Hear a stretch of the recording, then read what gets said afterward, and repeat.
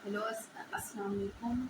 मेरा नाम जो है फ़ायज़ा है। मैं मिसेस अब्दुल लतीफ़ हूँ और मैं एक अकाउंटेंट ऑफिसर की वाइफ हूँ। मेरा मसला ये है, मैं मुराद अली शाह साहब से ये कहना चाहती हूँ और जज जितने भी जस्टिस हैं उन्हें ये कहना चाहती हूँ, और मेरे हाथ में ये कुरान है, मेरे हाथ में कुरान है। अगर किसी को कोई यकीन ना हो तो ये देख सकते हैं, ये कुरान पाक मेरे हाथ में है। कल मैं गई थी, यहाँ पर बहुत दुश्मनी मेरे हस्बैंड पर की जाती है, लेकिन मैं कल मेलाद पर वहाँ से मैंने अपने हस्बैंड को कहा कि मुझे मेलाद पर आप छोड़ देंगे। तो मेरा हस्बैंड ऑफिस में गया था, तो उसने मुझे कहा कि आपको मैं मेलाद पर छोड़ दूंगा, लेकिन वापसी माल आप खुद आएंगी। जब मैं मेलाद पर जाने के लिए वहाँ गई तो उस वक्त थोड़ी देर के बाद भी मेरे हस्बैंड को से डीसी साहब वहाँ पर कोई मौजूद थे। मैंने नहीं देखा, ना ही मैं उससे मिलने गई थी, ना मैंने कोई मुलाकात की थी। डीसी साहब वहाँ से निकल के चले गए। थोड़ी देर के बाद उसने लेटर निकाला कि अब्दुल लतीफ़ अब तुम यहाँ नहीं आ सकते, क्योंकि तुम्हारी वाइफ तुम्हारी ऑफिस में आई है। पहली बात यह कि वहाँ पर और भी बहुत औरतें थी, अटेस्ट करवाने के लिए आती थी।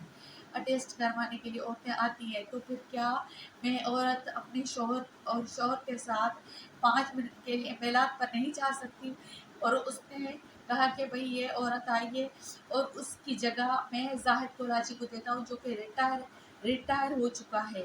उसकी जगह अब्दुल लतीफ़ की जगह मैं जाहिद कोलाची को देता हूँ, जिसके अकाउंट में ईरान में, इराक में पैसे भरे हुए हैं, रिश्वत खा खा कर वहाँ पर अपने बेटों के लिए वहाँ पर बैंकों पे रखवाए हुए हैं, ईरान में, इराक में। इतना जालिम इंसान।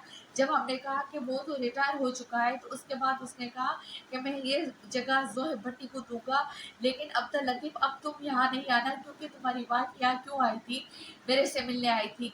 मैं इस कुरान की कसम खा के कहती हूँ, ना तो मैं डीसी साहब से मिलने गई थी और ना ही मैं डीसी साहब से मिली थी। मैंने उससे कहा, ये भी कहा, मैंने उन्हें ये भी कहा कि अगर मेरी कोई गलती है, मेरी मेरी मेरी कोई गलती नहीं थी, मेरी कोई बात ही नहीं हुई थी। मैं खुदा की कसम खाती हूँ, ये इस कुरान की कसम खाती हूँ, मेरी कोई बात उस वक्त डीसी साहब से नहीं हुई थी। बाद में मैंने मैसेज किए डीसी साहब को, मेरी कोई गलती हो तो आप प्लीज़ मुझे बताएं, लेकिन उन्होंने मुझे कोई रिप्लाई नहीं दिया, बल्कि मुझे ब्लॉक करते गए। रात के टाइम पर 2 बजे, या हो सकता है 1 हो या 12 बजे, मुझे पता चला कि वो अपने हाउस तक आए, तो मैं गेट पर खड़ी रही। मैंने कहा, मुझे नहीं लगता मेरी कोई गलती है।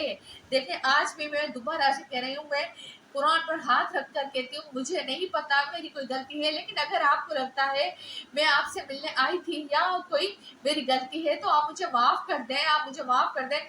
2 घंटे या 1 घंटा हो चुका था, वहाँ पर कुत्ते भी थे, 2-4 लोग बूढ़े भी चल रहे थे, लेकिन दरवाज़ा किसी ने नहीं खोला, उन्होंने नहीं खोला। सुबह नाश्ते के बगैर फिर दोबारा गई। मैंने कहा, अगर हो सकता है आपको लगता है मेरी कोई गलती है, तो प्लीज़ आप मुझे माफ़ कर दें। आपको लगता है, वैसे मेरी कोई गलती नहीं थी।